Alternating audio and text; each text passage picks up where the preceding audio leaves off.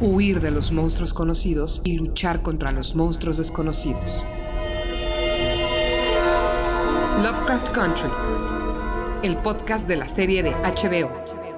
Bienvenidos al primer episodio dedicado a Lovecraft Country, este nuevo proyecto que presenta HBO y que la verdad después de este primer episodio nos tiene más ocupados que el oftalmólogo de Shoggoth. ¿No es así, Mario Flores? Así es, más ocupados que el podólogo de Cthulhu. Exacto, o sea, y estamos hablando de esos monstruos ancestrales, ¿por qué? Porque vienen mucho al caso. Esta serie es una amalgama magnífica, y antes de hablar de esas amalgamas, yo soy Antonio Sempere, y es un placer estarles platicando de este producto que es tan heterogéneo, porque lo mismo toma referencias de la cultura afroamericana de los 50, 60, que se va a la oscura literatura de ciencia ficción, tiene referencias visuales de la cultura pop de todo el siglo anterior, tiene todo. Y la verdad es que este primer episodio nos tiene capturados. Tanto es así, Mario, que ¿cómo se llama este primer episodio? ¿Cómo lo estamos titulando nosotros? Se llama Sundown, es decir, cuando se pone el sol sobre las montañas, quizá de la locura, Toño.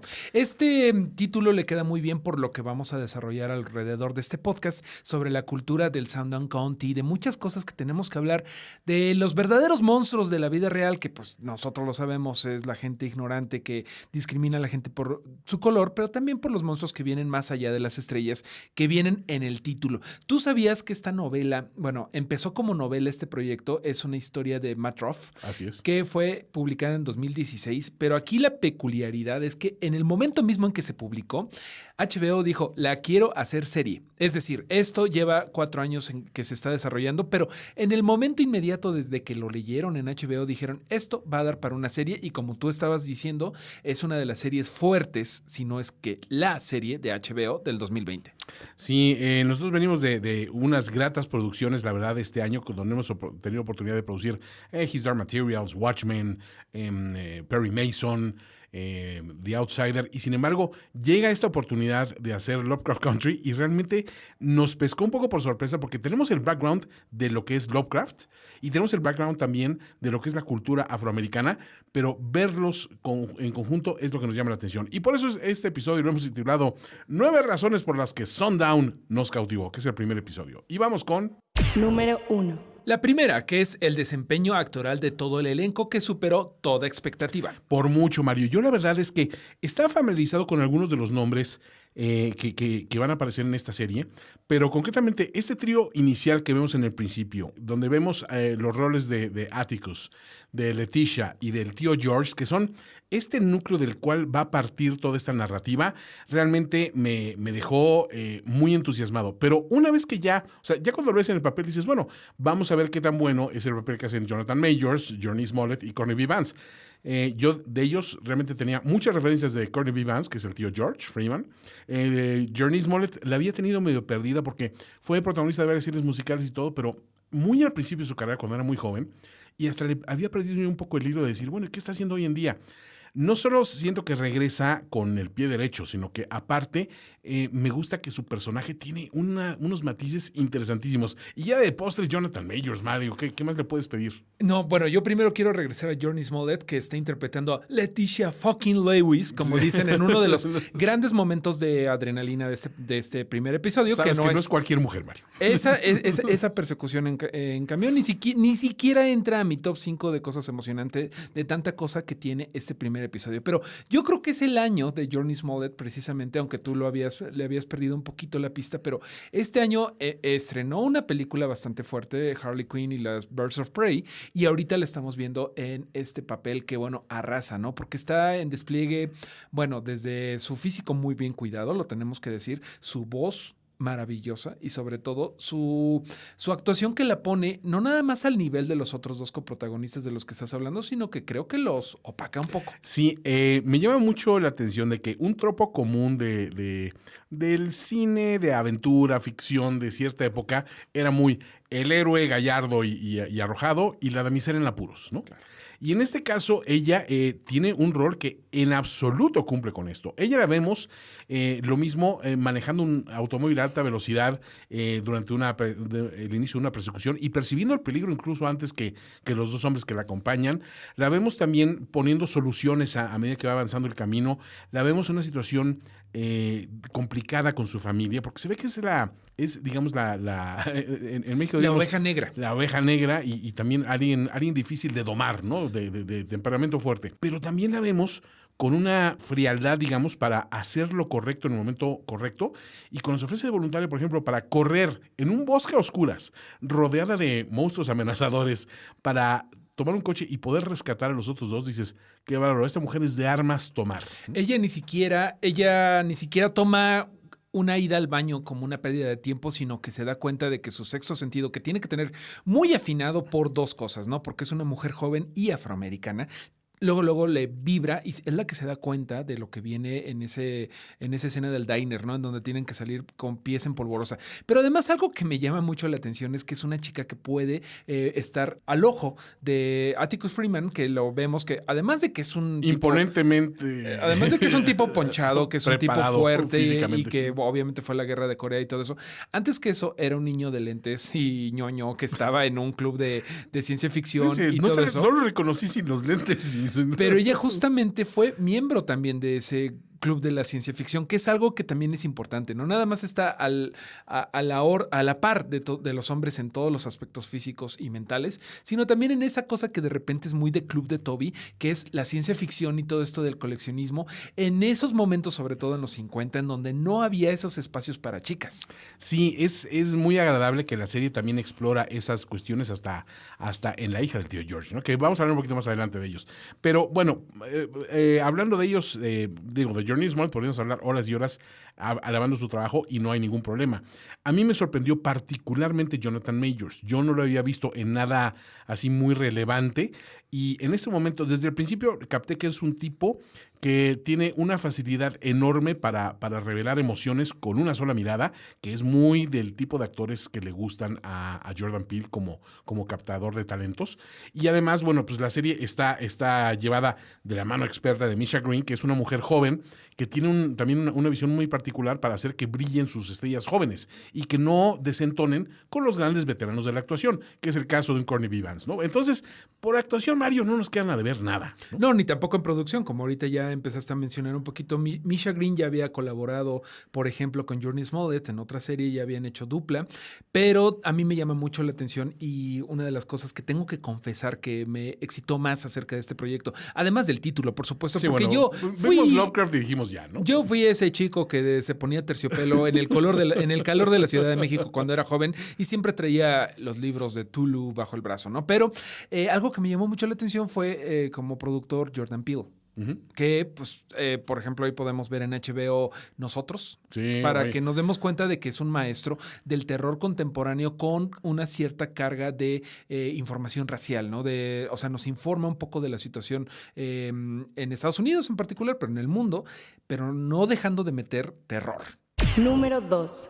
Tiene libros en su ADN. Esta serie realmente también eso lo hace brillar. Es decir, ese chico inadaptado que leía ficción y que encontraba el escapismo en esas aventuras de su propia realidad, es un poquito muchos de nosotros en alguna época de la vida. Creo que a todos nos ha pasado. Y como dice Mario, él era ese chico que vestía terciopelo a rayo del sol en la Ciudad de México y leía estas novelas de Lovecraft. Bueno, creo que todos hemos tenido esa etapa en la que la ficción que crea mundos y universos nuevos nos cautiva y nos vende una realidad mejor a la que estamos viendo. Yo quería vivir en la Tierra Media de Tolkien en algún momento en mi vida y después quería vivir en el espacio exterior, ¿no? Entonces, todos tenemos que estar en contacto con nuestro Guillermo del Toro interior y me es parece que es muy bueno para todos los que tienen el Guillermo del Toro bien comunicado en su interior. Todos los libros que tienen acá, ¿no? Porque de verdad es un glosario de todo lo que lees cuando eres un fan de la fantasía. A mí me encanta que desde la primera escena que estamos viendo, una escena de combate protagonizada por Atticus, donde lo mismo están en conflicto los trípodes alienígenas de la Guerra de los Mundos de la adaptación de H.G. Wells, que vemos a una princesa que desciende de los cielos en una nave que se parecen a las del día que paralizaron la Tierra, y resulta que es una princesa de Marte, ¿no? Como la novela de Edgar Rice Burroughs, ¿no? Desde ahí estás hablando que el ADN literario es muy fuerte.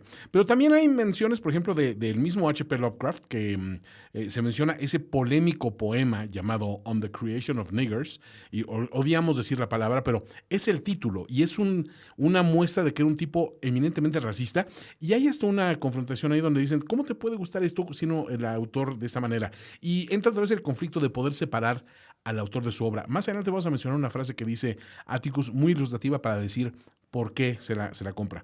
Así es, pero primero, antes de llegar a ese punto, tenemos que hablar un poquito más de las referencias literarias, ¿no? Sí, definitivamente, no. si ustedes buscan el poema que tú mencionas, On the Creation of, Niggers, se van a decepcionar un poco de Lovecraft, si es que ustedes no están muy enterados acerca del racismo, que creo que tiene que ver mucho con la educación en sí de Lovecraft, que es algo fascinante por sí mismo y es algo que a mí me encantaría ver un biopic de Lovecraft bien hecho. En un tipo complicado. Era un tipo atormentado en donde en su situación rápidamente, someramente, él nació en ciertas comodidades como blanco protestante de justamente la Lovecraft Country, que es toda esta zona de Massachusetts, Boston, en donde... La Nueva Inglaterra. Exactamente, donde hay como este poder blanco bastante fuerte, donde de las 13 colonias pues eran como las que quedaron con el poder blanco más fuerte. Pero la familia Lovecraft fue poco a poco perdiendo ese poder, primero porque murió el patriarca que era el abuelo, luego tanto su padre como su madre acabaron en manicomios. Él fue educado por tías que lo resintieron mucho porque ellas no deseaban la responsabilidad de este niño, y él mismo fue alguien apocado, timorato, que...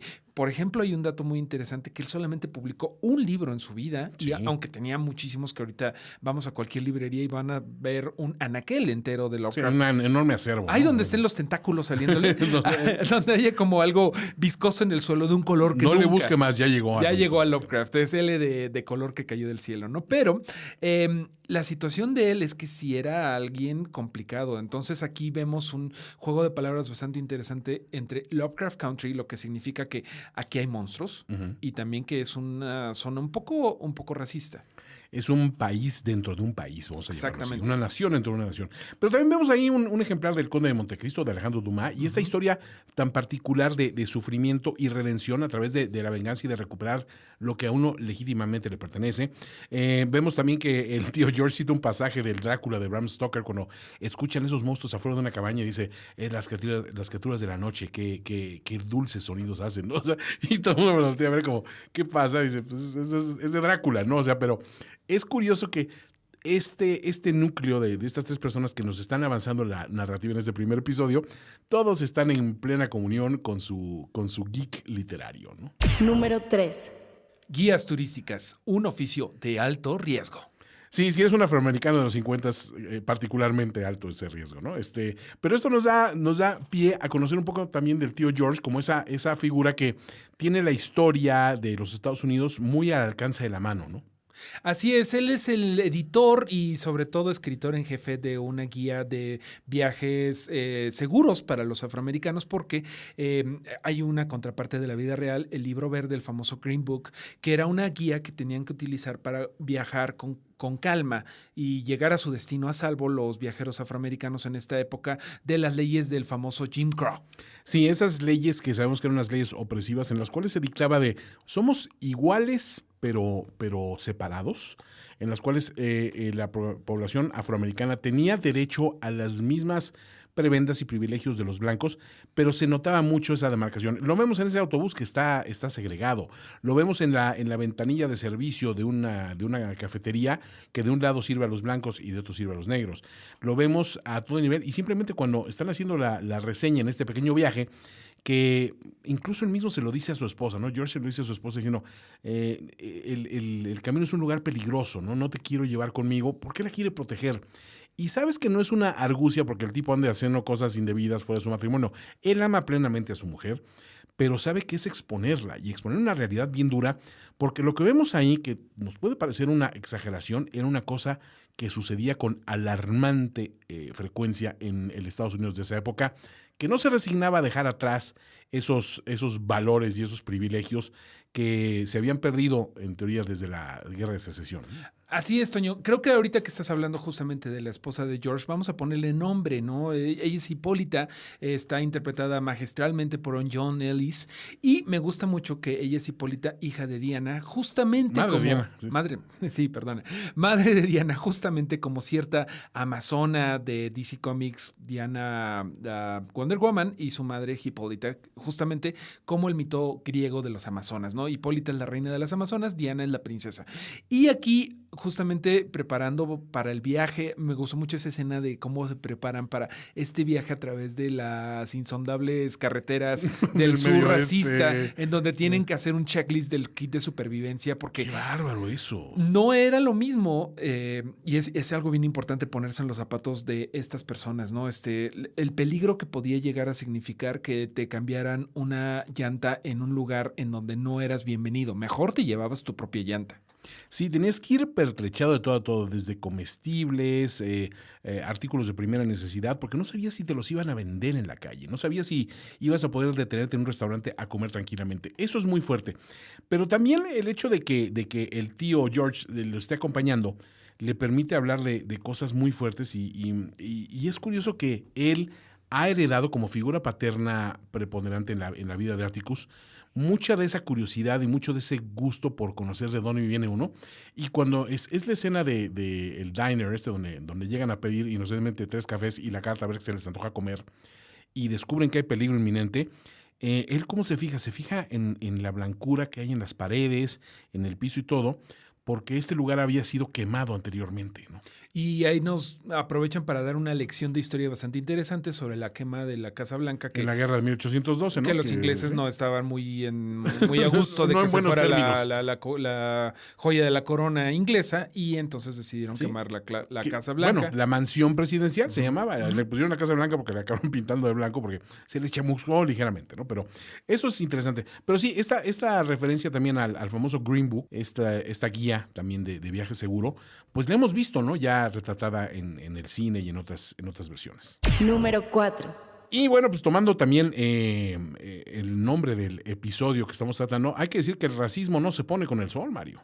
Al contrario, se potencializa. Vamos a platicar un poquito de esto de los sundown towns, de los pueblos del atardecer, del anochecer, que también ahí nos lo explica nuestro no amistoso sheriff, que les pone una corretiza muy tensa en donde tienen... ¡Qué fuerte! ¿Qué juegos tan psicópatas, ¿no? Tan torcidos. Irlo golpeando y decirte que a tantos minutos y si te vas hacia el sur no vas a llegar. Y si te pasas del límite de velocidad te voy a tener que detener. Y aparte esto es un sundown county. Y aparte te humillo diciendo, si me lo pides por la buena, puede ser que te permita darte una vuelta en U.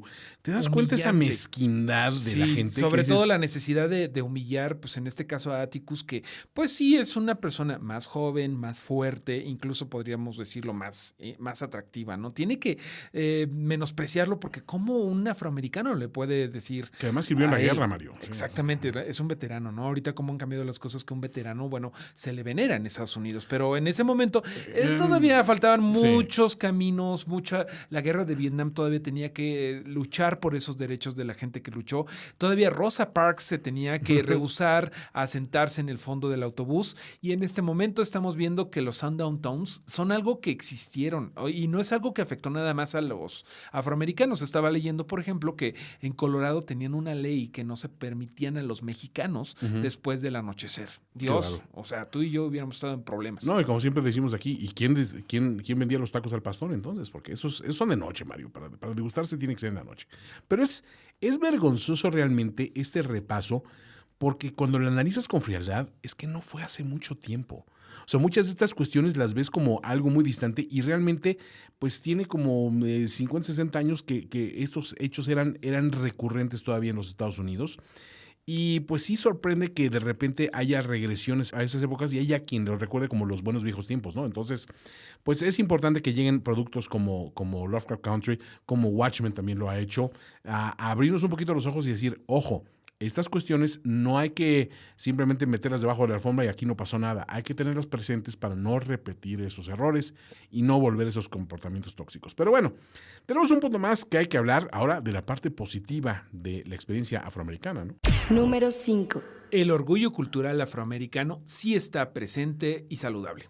Sí, hay que decirlo. Yo desde el principio, yo como soy muy fan de los deportes, el ver la figura de Jackie Robinson es el icónico número 42 del béisbol de las Grandes Ligas, veterano de los Dodgers de Brooklyn, combatiendo un monstruo en el panorama de la guerra, y dije, ok, esto posiblemente sea un sueño, esto posiblemente no ocurrió, porque Jackie Robinson, con todo lo admirable que era, creo que no peleó contra monstruos en la guerra de Corea, creo. Pero vamos ahora sí que vamos a la enciclopedia para corroborarlo, ¿no? Bueno, esa escena me encantó, ¿no? Además de Jackie Robinson rompiendo a Cthulhu en 1000 pedazos, la escena de la batalla del principio, que es como algo que yo hubiera podido imaginar a los 7 años sin problemas. Nada más le faltaba Drogon de Game of Thrones pasando sobrevolando y quemando al ejército Lannister por ahí. Pero, pues, hay mucho orgullo afroamericano. No es una serie down, como lo decimos coloquialmente. No es una serie que te deprima, porque también hay muchas cosas que te recuerdan que hay muchas cosas buenas sucediendo en la cultura afroamericana, incluso en los 50, ¿no? Por ejemplo,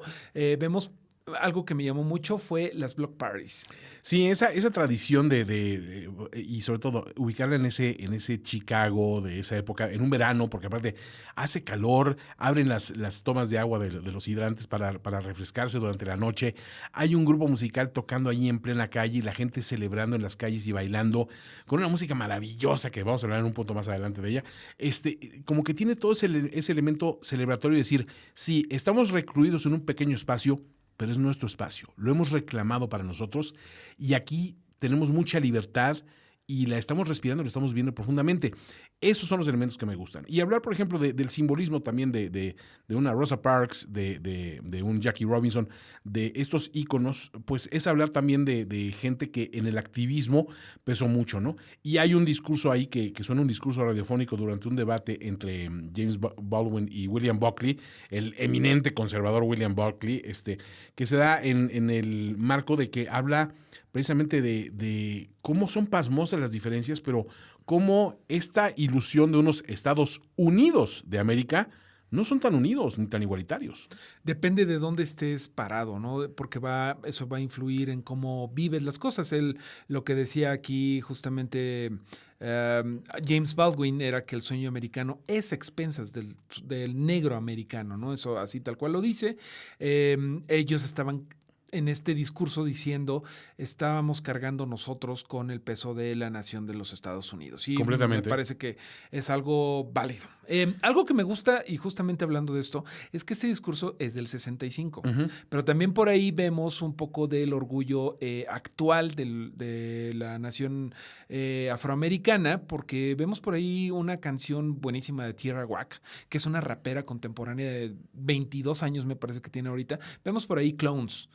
Ya que estás hablando del tema, vamos con el número 6. La música es fenomenal, Mario, y qué bueno que mencionas Clones de Tierra Whack, porque realmente a mí me rompió el saque que veníamos como de escuchar cosas muy de época y de repente esas intromisiones de temas modernos como que nos abren los ojos a una realidad de, ok, hemos cambiado, o sea, muchas cuestiones, falta mucho por hacer todavía, pero me encanta ese humor auditivo, vamos a llamarlo de esa manera, ¿no? Porque pues la música no le pongo un pero, yo me la pasé la mitad de la serie viendo, obviamente, y la mitad volteando a buscar las canciones en Shazam para ver quién era la que estaba cantando, cuál es este tema, etcétera.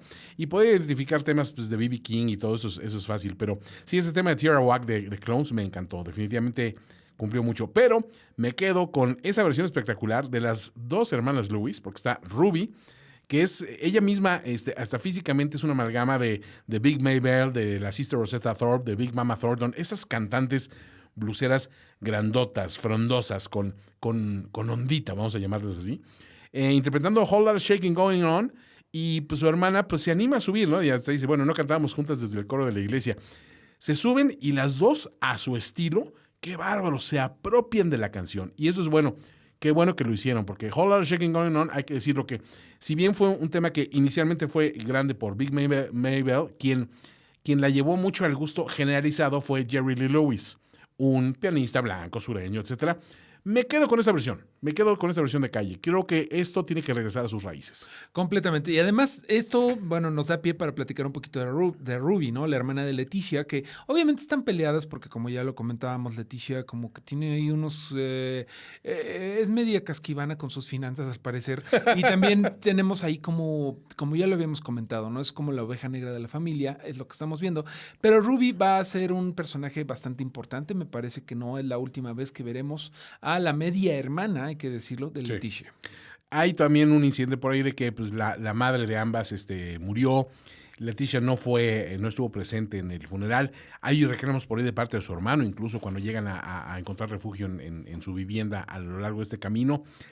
Muchos elementos que te hacen pensar realmente en que estas historias son más ricas de lo que parecen. Pero hay un diálogo muy, muy particular que me llama la atención entre Ruby y Leticia, cuando una le está diciendo... te doy 2 días de asilo aquí en mi casa, nada más. No, pero es que mira, que no sé qué. Dice, a ver, tú estás manteniendo ilusiones de que vas a ir a trabajar en una tienda departamental en los barrios blancos y todo este rollo. Y Leticia dice que sí, o sea, que ella está convencida de que puede.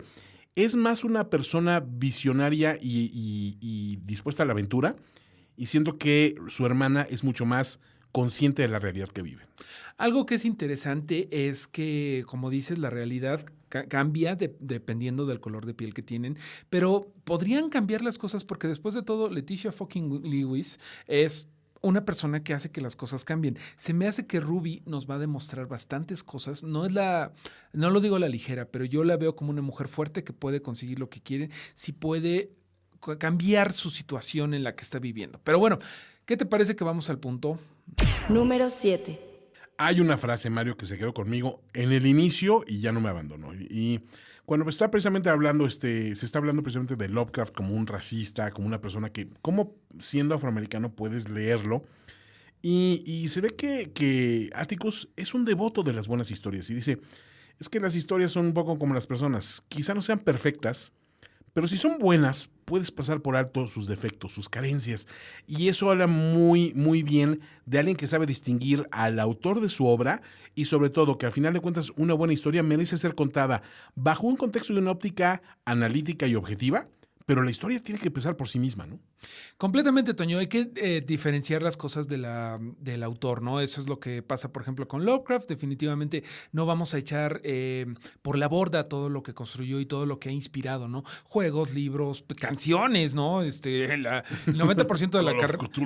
El 90% de la carrera de Metallica se basó en Lovecraft. Despegó, ¿no? a partir de Lovecraft. Pero yo creo que es algo cierto y es algo padre que en esta serie nosotros podamos preguntarnos qué tanto podemos separar las cosas, y espero que la gente que nos esté escuchando nos lo haga saber en @finísimapersona y @Mario Flores, que es como estamos en redes sociales. Porque aparte hay otra cosa, Mario, si te fijas, esto puede ser también un pequeño guiño a decir, no te apartes de lo bien contada que está una historia como Lovecraft Country por el hecho de que el tema central parte del dilema afroamericano y el autor no es afroamericano, que es una de las cosas que sí conviene señalar, porque fue de las primeras sorpresas cuando nos enteramos que la historia está basada en un libro de Matt Ruff. De Matt Ruff, que es un tipo pues blanco. Dices, entonces, ¿cómo funciona esto? Pero entiendes que pues, la showrunner, Misha Green, pues, es una mujer afroamericana, Jordan Peele lo mismo. Está por otro lado también J.J. Abrams, que es blanco. Entonces dices, ok, son personas que al final de cuentas están interesadas en buenas historias. Entonces puedes dejar un poquito de lado cuál es tu herencia cultural y simplemente abrazar esa buena historia. Completamente, eso siempre hay excepciones a la regla de cualquier raza, ¿no? Pero bueno, ¿qué te parece que vamos al punto? Número 8. Sí, ese estilo inequívoco de Jordan Peele, ¿no? O sea, a mí hay elementos que un tipo que con realmente pocas producciones a su nombre, ya ahorita ya está marcando un estilo muy claro. Bueno, de producciones cinematográficas, sin embargo, recordemos que Jordan Peele pues, empezó como parte de esta Peele, dupla, ¿no? de humor Key and Peele. Qué bueno, que hay que agradecerlo porque el humor sabes que siempre va a estar presente, pero eso es parte de uno de los dos elementos que yo encontré fue uno, el hallar humor en momentos de tensión absoluta, porque hay un momento cuando está la transformación de este sheriff racista y desgraciado y se voltea el tío con Atticus. Atticus, ¿qué sucede cuando te muerde un vampiro? le está diciendo lo que va a pasar y pasa, y con todo que le advierten a la policía, dispárale, porque se está transformando en el Shut monstruo the que te va a matar. motherfucker. Sí, el otro titubea porque dice, pero ¿cómo le voy a disparar a un compañero blanco? Y dices, cuando la misión era matar a unos negros que se habían metido al condado. Dices, qué horror, o sea, pero en ese momento encontró ese momento de humor y eso siempre está presente en la obra de Peele, ¿no? Algo con lo que se junta muy bien el humor y esta tensión es con el world building, con la construcción de mundo del otro productor, J.J. Abrams, que nos ha dado, bueno, muchísimas reinterpretaciones de cosas clásicas, de propiedades clásicas, pero también historias nuevas. Él me parece que tiene un ojo del detalle maravilloso, que a lo mejor a él le achaco todo el world building que hizo en los anuncios que vemos en el fondo, ¿no? Por ejemplo, Por completo. hay un momento cuando estamos escuchando el discurso sobre cómo el mundo, cómo el sueño americano depende desde dónde estás parado, en donde hay un espectacular vendiéndote autos, que en ese momento era el boom, era justamente los boomers, ¿no? Justamente, bueno, estaban empezando a nacer los boomers del boom de población de después de la Segunda Guerra Mundial y de la bonanza económica. Estaban vendiendo muchísimos autos en Estados Unidos. Y hay un anuncio justamente de tener un coche es the American way of life.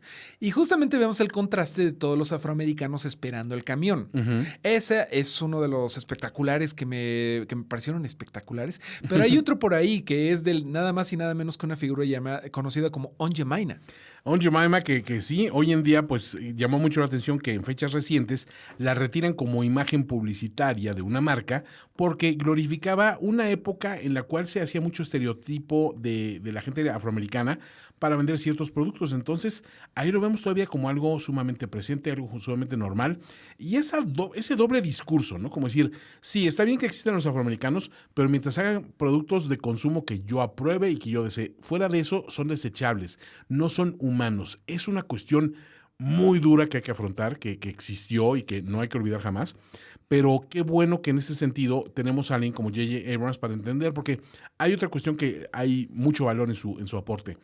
Él tiene una sensibilidad muy buena para reflejar este universo que hemos conocido colectivamente como americana, ¿no?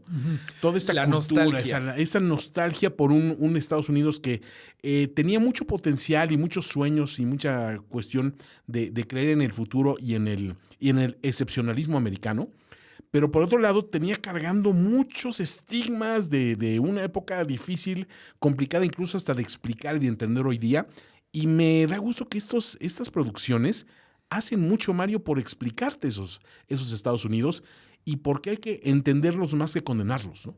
Completamente, Toño. Además, J.J. Abrams, hablando de razas en este momento, pues también es raza blanca, ¿no? Sí. Pero también me parece que tiene una sensibilidad que nuevamente, de lo que platicábamos con los autores, como Matt Ruff, no necesariamente tienes, y ese es el ejercicio que todos tenemos que hacer, no tienes que ser de cierta raza para por lo menos entender cómo era lo que sucedía. Es curioso, Abrams alguna vez lo comentó, dice, yo por el hecho de ser judío también estoy sometido a ciertos estigmas, pero no por eso los voy a utilizar como un arma en mi contra, al contrario, los voy a utilizar a mi favor, voy a celebrar lo bueno de mi raza y voy a proyectarlo en una creación que sea más incluyente. Eso es una actitud sumamente positiva y me da gusto tenerlo aquí presente, ¿no? Ya quiero terminar con el último punto, que justamente hablando de esto de quién es humano y quién no, vamos a platicar del elemento no humano de esta serie. Número 9. Un buen monstruo, Mario, siempre nos amarra la serie. Y tengo que decir algo a favor del señor Mario Flores. Él vio un poquito antes que yo el episodio y sin arruinarme el episodio, me supo comunicar en breves frases de que tenía yo que ver los monstruos de esta serie, que realmente eran algo que nos había sorprendido, ¿no? Le había sorprendido a él. Y es un tipo de criterio duro, el señor. Bueno, simplemente yo me adelanté todavía un poquito más a los hechos porque me gusta estar preparado para las cosas. Mario. Y bueno, no, está bien sorpresa. Porque yo leí el libro y tú quieres la sorpresa de que te lo vaya presentando la serie. Yo quería saber más o menos por dónde iba, precisamente para darles el mejor podcast que podamos preparar. Eso. Pero justamente HBO, nunca decepcionando, está saliéndose de la ruta programada por el libro de Matt Ruff. Y justamente toda la escena final de estos monstruos que aparecen son completamente creación de HBO, que sabe definitivamente su negocio, siempre lo ha sabido, de cómo emocionarte.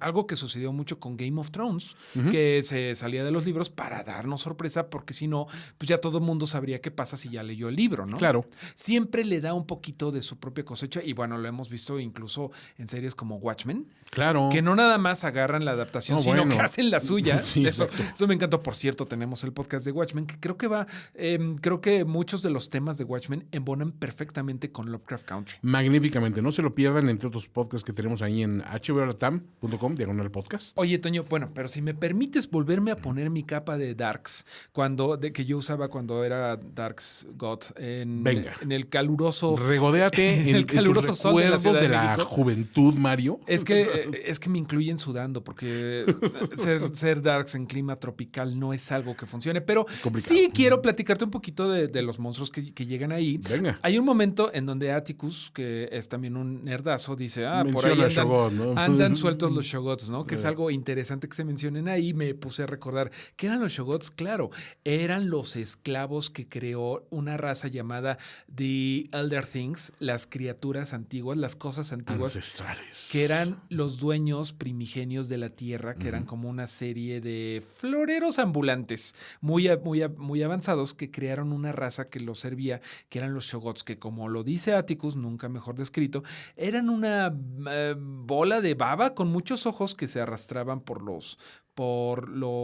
las ciudades de los antiguos, de las cosas antiguas, ¿no? Eso lo vemos en Las Montañas de la Locura, que es una gran película que nunca se realizó de Guillermo del Toro, por cierto. Pero es un magnífico libro, no se lo pierdan. Un magnífico libro, es de mis favoritos de Lovecraft. Pero bueno, ¿qué te parecieron los monstruos que aparecen? No son Shoggoths, pero veo peculiaridades compartidas como la multitud de ojos. La multitud de ojos, que aparte cumple una función muy de sentido común, es decir, al parecer la luz los daña. Pues claro, si tienes tantos ojos y tanto nervio óptico, tienes que estar sobreestimulado por una fuente de luz brillante, y ellos utilizan ese conocimiento para salir adelante de esa amenaza. Sin embargo, hay que decir, toda su presentación, cómo empiezas, creo que la construcción de un monstruo bueno empiezas por hablar de que existe, ¿no?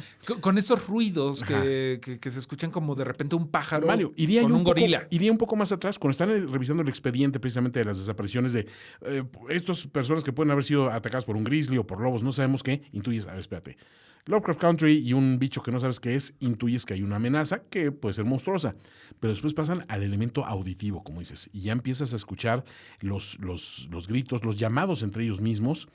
Y sobre todo, ya cuando ves las manifestaciones que son terribles, el poder destructivo que tienen a su paso y que no hay forma de detenerlos con una simple escopeta, y sobre todo, ese ruido que escuchas al final, que no sé si es como un reclamo como o es un grito silbato, de otra criatura, ¿no? Me parece que y de repente se detienen y se van, y dices, ¿qué están enfrentando? Esto no lo conozco. Pero eso me gusta porque te deja muy buen cliffhanger de quién los llamó. Que también por ahí vemos una presencia de alguien que está ayudando a Atticus y compañía. En un magnífico automóvil de origen extranjero. ¿Cuál es? A ver, si no me equivoco, es un Rolls Royce, porque se ven así la figurita alada, ¿no? Porque incluso mencionan la presencia de ese auto. Dicen, sí, alguien que se presentó aquí en un auto, se oía potente, debe ser extranjero. Entendamos que Estados Unidos en aquella época, si bien estaban masificando la producción automotriz, no tenían esos coches tan potentes o de tanto lujo como había en Europa. Oye, ¿no? Henry Ford no podía hacer todo el solo. No, masificaba o hacía lo potente. Eso. Sí, claro, tienes razón, porque Europa se estaba dedicando más a potenciar su trabajo, ¿no? Claro, pero al final de cuentas vemos la aparición de ese auto durante la persecución, vemos otro elemento que suena sobrenatural, cómo el auto llega y se interpone entre la camioneta y el auto donde viaja el trío de nuestros héroes, y cómo el auto de persecución, la camioneta, sale volando sin hacer contacto con el Rolls. Digo, ¿qué pasa? Esa mujer que se baja de él, una mujer con una belleza fuera de serie, con una aura de misterio a su alrededor. Mario, no puedo esperar a que llegue el próximo episodio, por favor. Completamente, Toño. Tenemos 10 episodios que ver. Ya nada más nos queda 9 después de esto. Estamos muy encantados de lo que vamos a encontrar en esta casa que estamos encontrando en Devon County, precisamente en Lovecraft Country. Y bueno, nos vemos la próxima semana. Yo soy Antonio Sempere, @finísima persona. Y yo soy Mario Flores, @Mareo Flores. Hasta pronto. Lovecraft Country, el podcast de la serie de HBO. Conducción, Mario Flores y Antonio Sempere. Voz en off, Romina Pons. Una producción de Finísimos Podcasts para HBO Latinoamérica.